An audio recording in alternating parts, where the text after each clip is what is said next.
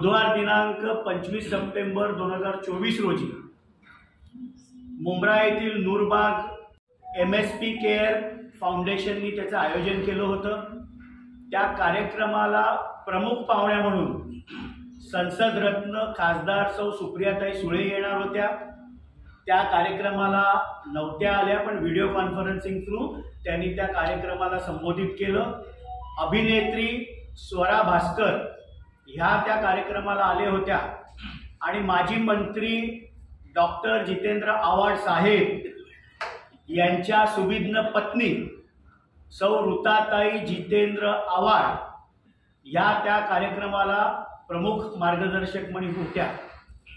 त्या कार्यक्रमामध्ये मार्गदर्शन महिलांना आणि युवतींना करत असताना सौ ऋताताई जितेंद्र आव्हाड यांनी जगातील सर्वात मोठा आतंकवादी ज्यांनी अल कायदा आतंकवादी संघटनेची स्थापना केली असा ओसामा बिन लादेन आणि ज्यांनी आपलं संपूर्ण आयुष्य भारतासाठी समर्पित केलं ते माजी राष्ट्रपती missile man APJ Abdul Kalam यांची तुलना केली।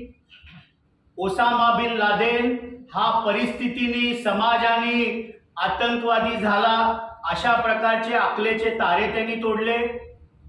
ओसामा बिन लादेन हा अत्यंत श्रीमंत लादेन कुटुंबामध्ये त्याचा जन्म झाला होता, रियादला सौदी अरेबियामध्ये, आणि कुठल्याही समाजाने परिस्थितीने तो आतंकवादी झाला नाही।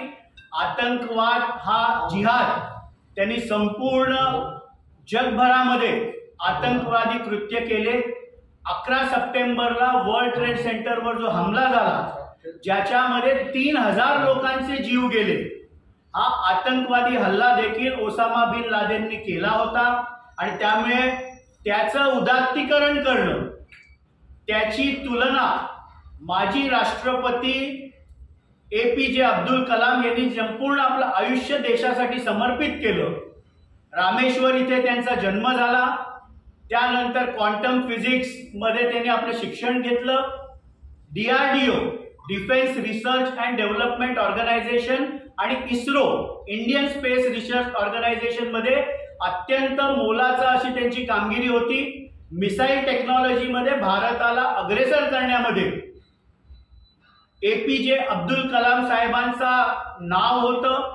पोखरणची जी टेस्ट देखील झाली त्याच्यामध्ये अत्यंत महत्त्वाचा रोल हा APJ अब्दुल कलाम साहेबांचा होता आणि म्हणून ह्या दोघांचं जी काही तुलना सौ ऋताताई जितेंद्र आव्हाड यांनी केली याची राष्ट्रवादी काँग्रेस पक्षातर्फे आम्ही तीव्र शब्दात निषेध करतो।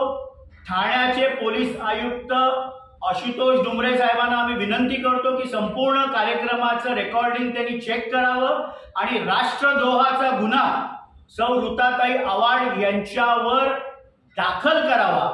भारतासारख्या देशामध्ये ओसामा बिन लादेनचं उदात्तीकरण, त्याचं उदाहरण येणाऱ्या पिढीसमोर देणं हा राष्ट्रद्रोह आहे आणि म्हणून राष्ट्रद्रोहाची तक्रार किंवा गुन्हा त्यांच्या विरुद्ध ठाणे पोलिसांनी केला पाहिजे, ही राष्ट्रवादी काँग्रेस पक्षाची स्पष्ट भूमिका आहे। आणि म्हणून मी ठाण्याचे पोलीस आयुक्त यांना पत्र देखील लिहिणार आहे की संपूर्ण प्रोग्रामचं फुटेज चेक करून त्यांच्यावर राष्ट्रद्रोहाचा गुन्हा दाखल झाला पाहिजे, कारण ओसामा बिन लादेनचं उदात्तीकरण कुठल्याही परिस्थितीमध्ये भारतामध्ये होऊ शकत नाही। लादेन नावाचं जे पुस्तक आहे ते अमेरिकेमध्ये सेलमध्ये नंबर 1। अहो, विंग्स ऑफ फायर वाचायला सांगा ना। APJ अब्दुल कलाम साहेबांवर लिहिलेलं पुस्तक वाचायचं उदाहरण द्या ना। ओसामाचं नाव, ओसामा बिन लादेनचं उदाहरण देणं हाच राष्ट्रद्रोह आहे, देशद्रोह आहे। आणि ज्या माजी राष्ट्रपतींनी म्हणजे शेवटच्या क्षणी देखील ज्यावेळेला त्यांना कार्डियक अरेस्ट आला, Indian institute of management Shillong इथे ते लेक्चर देत होते, ज्या माणसाने आपलं संपूर्ण आयुष्य देशासाठी समर्पित केलं त्याचं आणि ओसामा बिन लादेन यांचं तुलना करणं भाषणामध्ये, त्या वाक्यामध्ये हाच राष्ट्रद्रोह आहे। नाही, मी आजच पत्र देतोय पोलीस आयुक्तांना की संपूर्ण फुटेज चेक करावं आणि राष्ट्रद्रोहाची कलम लावून त्यांच्यावर गुन्हा दाखल झाला पाहिजे. कुठल्याही परिस्थितीमध्ये ओसामा बिन लादेनचं उदात्तीकरण किंवा त्याचं एक्झाम्पल, समोर बसलेले ऑडियन्स हे महिला आणि युवती होत्या, युवती जे भारताचं पुढचं भविष्य आहे, त्यांच्यासमोर अशा प्रकारचं उदाहरण देणं, त्यांनी सांगायला पाहिजे होतं की विंग्स ऑन फायर वाचा. एपीजे अब्दुल कलाम यांच्या आयुष्यावर लिहिलेलं पुस्तक वाचा, विंग्स ऑन फायर. हिंदू मुस्लिम करण्यामध्ये गेलो. कायम त्यांनी आपली राजकीय पोळी धर्माच्या नावावरच भाजली. त्यांना दुसरं काही सुचणार नाही. विकासाच्या मुद्द्यांवर ते बोलणार नाही, कळवा मुंबऱ्यातील समस्यांवर ते बोलणार नाहीत.